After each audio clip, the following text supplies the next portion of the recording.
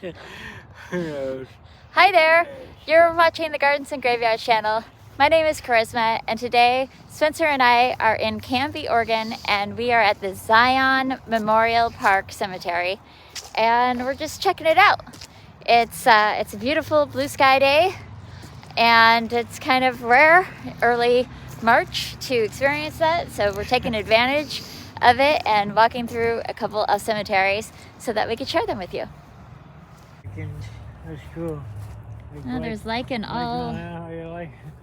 You're liking the lichen? I'm liking all that. Look at there's so much of it all over these. They almost look like barnacles. Oh. Yeah, it's wild. These bowers. So far, we've been walking through like 1920, 1930. So we're in this section.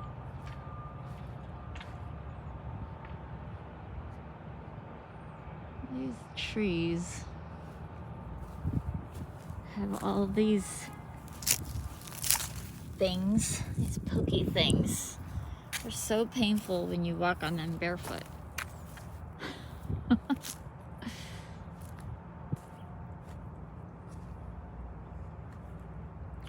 I like the way that font looks. This marker. Kidder.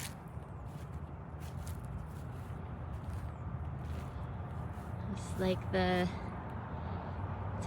framing of it is, this was the, I don't know, it's like all broken off. Interesting. Then everybody just has first names. There's a Schumacher. It's a big Portland family. Where did I see that strange headstone when we were driving? Look at this one.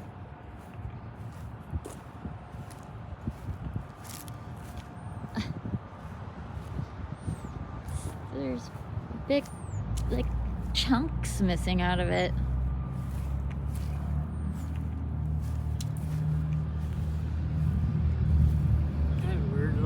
Saints, 1979. It's not that old. Well, 1920 is when it was erected. So 1920s. That's an interesting shaped one. Super tall.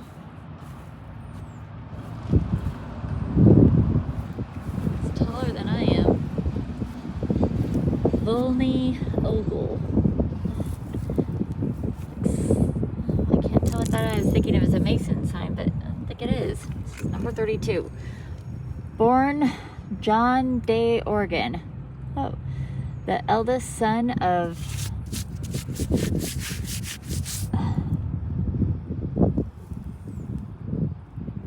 Pobbery and Sarah Ogle.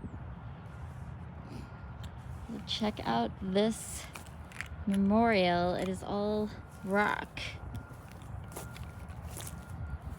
And it says Baker.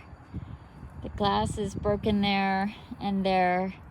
I don't know if the inserts were removed or you just can't read them anymore, but this is all agate and carnelian.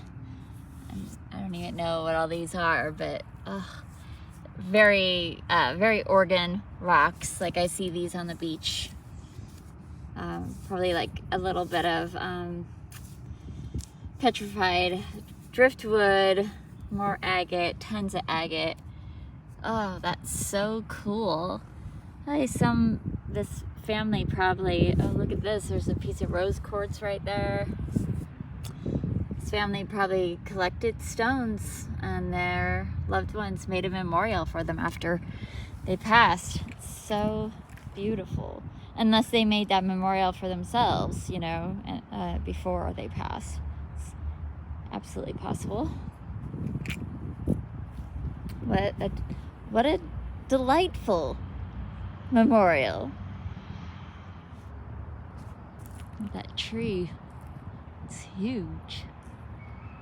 It's So pretty.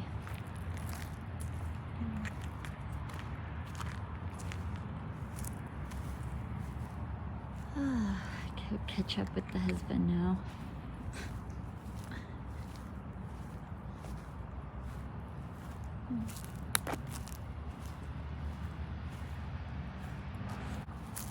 $1882. All three of those that white headstones Hmm? predate the cemetery. They predate it. Yeah, that one's 1852. 52. So I don't know. It's like it is. Okay, so we've got They're all found. Phoebe, wife of G. Pendleton, died in 1882. There's G. Pendleton. Died in 1857, I think. Two? Maybe two. 1852?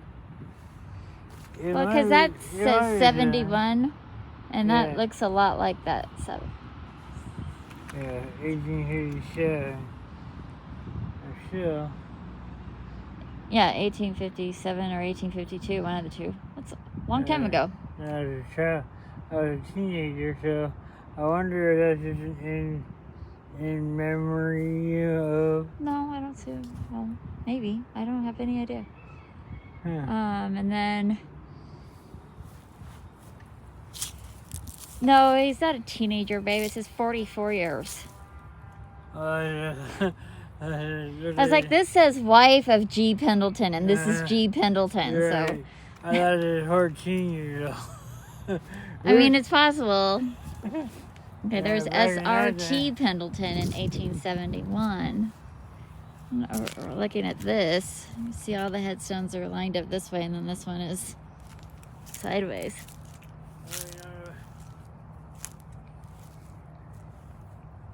1908, Collins, Dora Collins, and Charles Collins. 1909. No idea. I can see this white one from way, way back there. Henry Bush. And Ella. Brushes. 1935. Okay. No date. The sun goes behind the cloud and it gets cold quick. I know, What's this thing? D.M. Moore. 1926. I'm gonna guess 35, but this looks like it says 8235, which is not making any sense. George Moore Bugler, apprentice seaman, SSS Saratoga, Canby, Oregon, born March of 1919 and died in December of 1935. So, Sea Scouts of America. Well, and then it says in memoriam. So I wonder if he's really here or not. I don't know. There's like some sort of strange like bone or something right here inlaid. And then super interesting that the moss has filled in the depressions and grown up but kept the shape of the name. That's super cool.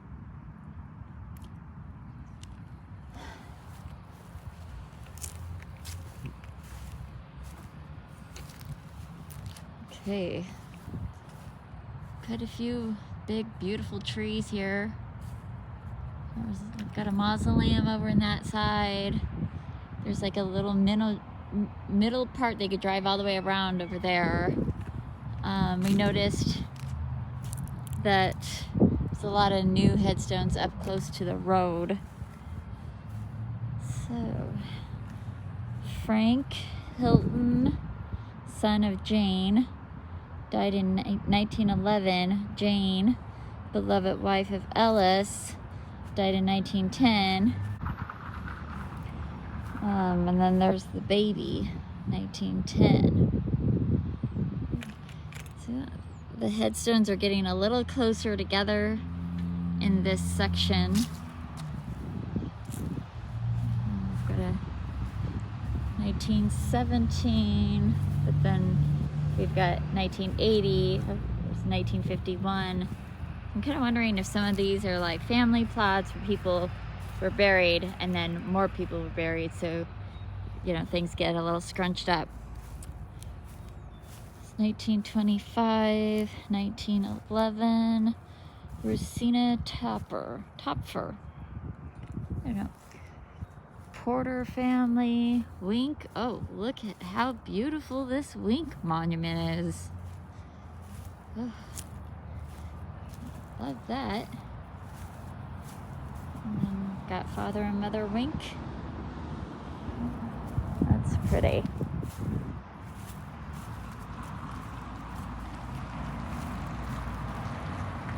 So then in this section, all along here, close to the road, they're very, very close together.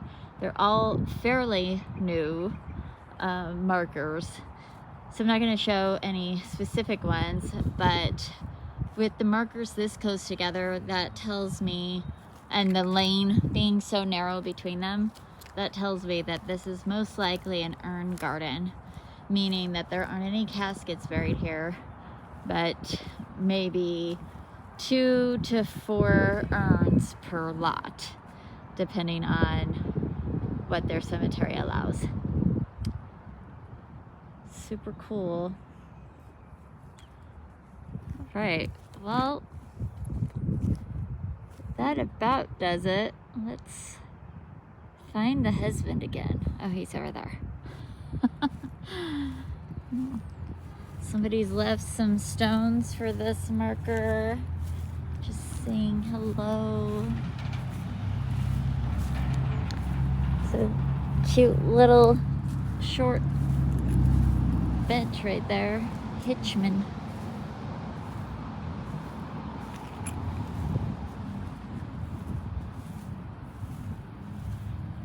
I like the marble that's stripy.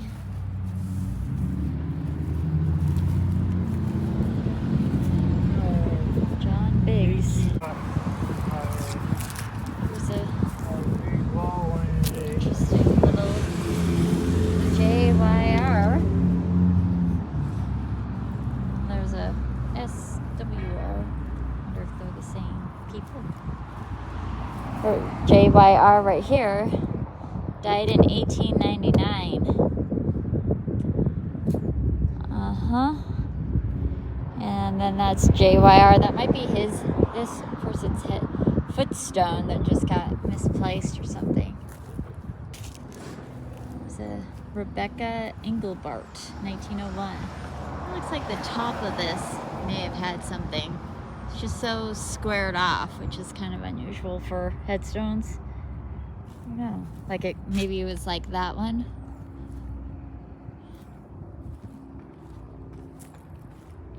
That kind of looked like the same idea. This is 1894. Anna Miller. And this is 1894. P.H. Miller. Oh, interesting.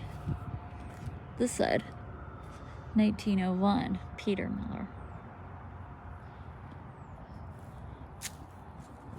Brettenbach, 1925. Charles Armstrong, 1902.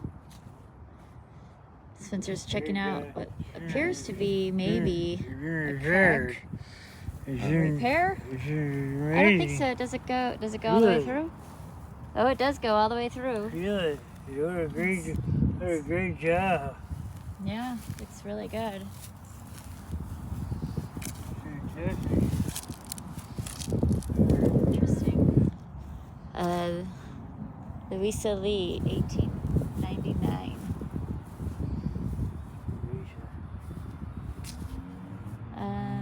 was I gonna look at over here? Did I pass it? Back in the car. Oh, I was gonna look at this giant ball. There's a family. It's huge. Yeah, Look at this.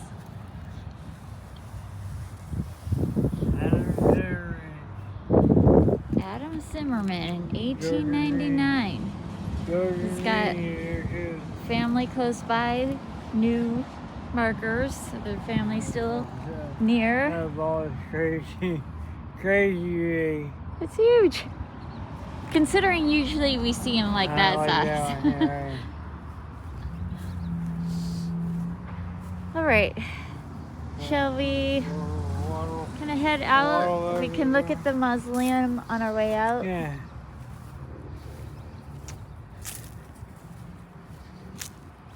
Nice. Look at that cute fat Albert. Oh my gosh. So adorable. We're coming up to the back side of Memorial Garden, but noticing over here another section of headstones really close together. I'm seeing single dates. I kind of feel like this might be a baby memorial garden. That's a very interesting. Oh, you know what this was? This was a wood. And either it got inlaid or they just did a replica of it for them. Yeah, right. It's cool. Interesting. Okay. So we've got a memorial garden. Look how sweet their little sign is. Got, I don't know what that says, Amy. Cute. This has a very elaborate. I mean, is this their headstone or is it just their headstones attached to this pond thing? I don't know, but that's really fun. I kind of wonder if they actually fill this in the summer. It's not lined. I feel like they should plant it with coleus. This says in memory of Franklin, 1988. Okay, 2015. There's another memorial back there. There's a bench in here, a couple of benches with people's names on them. It's really sweet. Yeah, I think those are called like bird's nest or something like that. It's I want to say it's a fir, maybe. I don't know. Yeah, there's a couple of memorials over in here. Some of them just have names. Some of them look a little bit more temporary. The whole idea of memorial gardens are fairly new to cemeteries, so we don't see a whole lot of marked memorial gardens that are more than like 20 years old. All right, and then they've got this sweet little space where you can picnic or have a small family celebration. Really love this concept. Covered space where you're protected. Yeah. A beautiful place to sit down. A couple of benches in memorial. They've got these laurels kind of boxing it in so that they feel kind of like a secret garden. Got a great place for that too. Eureka has a great place. Oh, we have a couple of good places for this for sure. That would be cool. You get a bunch of volunteers to build it. I don't know. All right, let's take a walk around this side and get in the car. It's getting cold. We've got big, beautiful rhododendrons. This really sweet building. It's like maybe a clematis there, possibly. There's a restrooms and if there is nobody available to assist you, please call Public Works. So I noticed a sign earlier that said that this cemetery is maintained by the city. Big trees. So we didn't walk these three big sections. It's just way too much to do in one visit. So we were mostly all over in this section. The Memorial Garden is right down there, and then over here we have the mausoleum, which I think this is a really beautiful mausoleum color. It looks a little newer than the mausoleums we normally visit. This looks like morning rose granite, and yeah, dedicated in 1990. So that was spot on. I recognize the vases and the bronze work, so pretty confident in saying that this is all bronze craft. So they've got two buildings. That one is fairly empty, and then this one is fairly full. Looks like the mausoleum caskets are on the outsides, and this is also casket size, but then this is a niche. So these are all urns on this side. We come out here, there's a maintenance door, and those are also casket. Here, we've got some pictures up there. They're just taped on, they're not etched in. And then this side is blank. So it's back-to-back caskets in this building. And looks like back-to-back in this building with the benefit of the niche. Interesting that I don't know how those work exactly, because if there was a casket right here, if this opened, oh, I see, they're long. These are long this way. Is that true? No, it's not. Yes, it is. I'm trying to tell what's going on with this thing. I got it. These won't have any in it. You see where these buttons are? That tells you where the panel comes off. So these would go in long ways.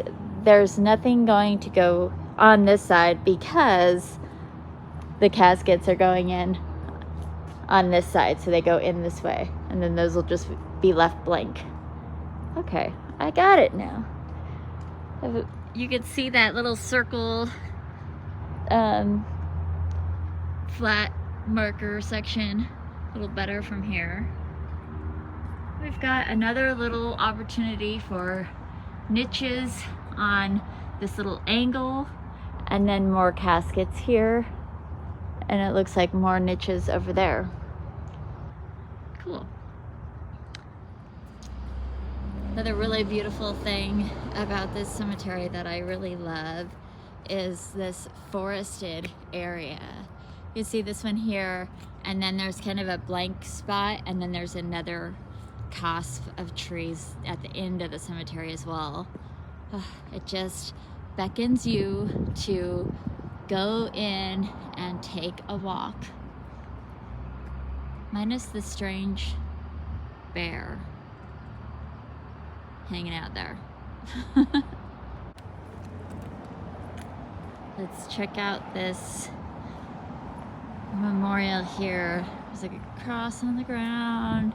Staff Sergeant Warren Newton Memorial, missing in action. Many are called, but few are chosen. Those of you who are missing were surely chosen by God, by country, and by us mortals remaining to be hereafter dedicated not only in stone, but in all of our hearts and minds. Oh. And then there's a few people's names listed there.